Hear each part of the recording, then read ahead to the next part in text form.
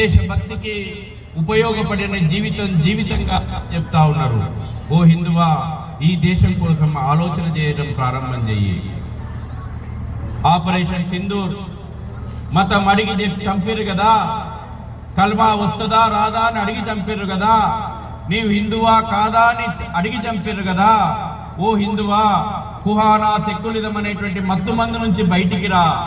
ఓ హిందువా, ఈ దేశం మీద ఈ ధర్మం మీద దాడులు జరుగుతున్నాయి కదా, ఈ కుహానా సెక్యులిజం అనేటువంటి మత్తు వదులుకొని మతోన్మాదం జరుపుతున్నటువంటి దాడులను తిప్పికొట్టడానికి ఐక్యమత్యంగా అడుగు ముందుకే హిందువా.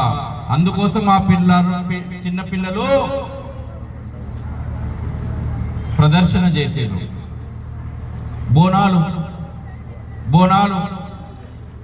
ప్రకృతిని పూజించి, ప్రకృతిని ఆరాధించి, ప్రకృతిని దైవంగా పూజించేటువంటి సనాతనమైనటువంటి జీవన విధానం హిందువులది.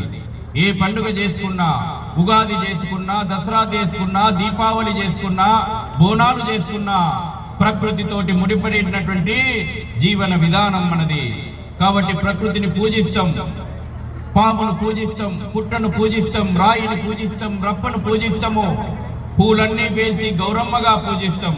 ప్రకృతితో మమేకమైనటువంటి జీవన విధానం గొప్పదైనటువంటి